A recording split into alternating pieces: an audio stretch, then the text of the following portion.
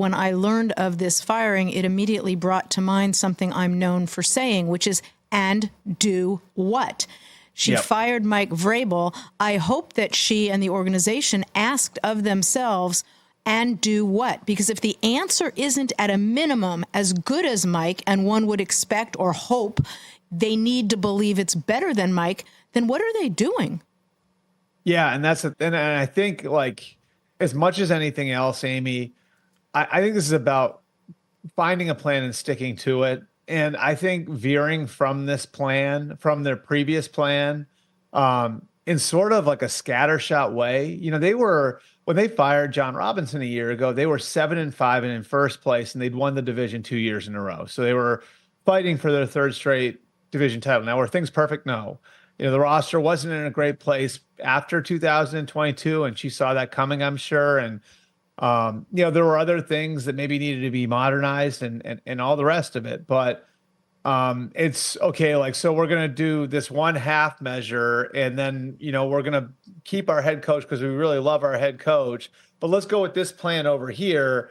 And it's like you're making moves that are sort of like sovereign to each other. Like, like the moves don't really tie together. And so I think that's why it's really important now for Amy to look at what she's got in the building, and Rand in the front office, and look at what she's got in the roster, and look at I think what's going to be a relatively long-term build in front of her, and pick a plan and stick to it. And, and find somebody who fits what Rand Carthon is building in the front office, what, people like, Chad Brinker are building in that front office, and find a coach that fits with them and tie them together and basically tell them, and I know this is, something that's can be hard to stick to sometimes, but basically tell them, you guys are tied to each other, and that's it, and if one of you goes down, everybody's going down. I think they have to find a way to, create something organizationally that's a little bit more tied together than it has been over the last year. So do you have a hunch who it might be? I mean, the one name that I think is, the obvious one would be Bobby Slowick, who, was with Rand in San Francisco. He's the offensive coordinator with the Texans now. For what it's worth, the Adams family, they still live in Houston, even though they own the Titans. So there's a lot of exposure there to what's gone on in Houston this year.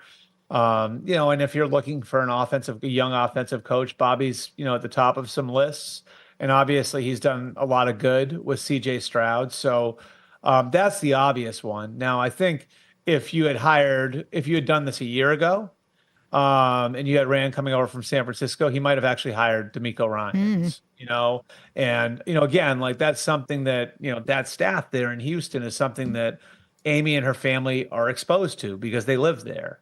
And, so, I think if you're looking for a way to kind of build an organization that's going to be collaborative, where people are going to be tied together, where people know, there's one way we're going to do things, and it's either going to work or it's not. But, if one of us goes down, all of us are going to go down.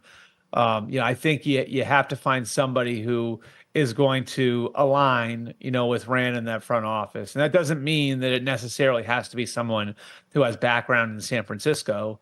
But certainly there'd be less guessing on that if you have somebody who's worked with Rand before. Check out new episodes of What the Football with Suzy Shuster and Amy Trask every Tuesday. Watch us on the Rich Eisen Show YouTube page, or follow and listen wherever you get your podcasts.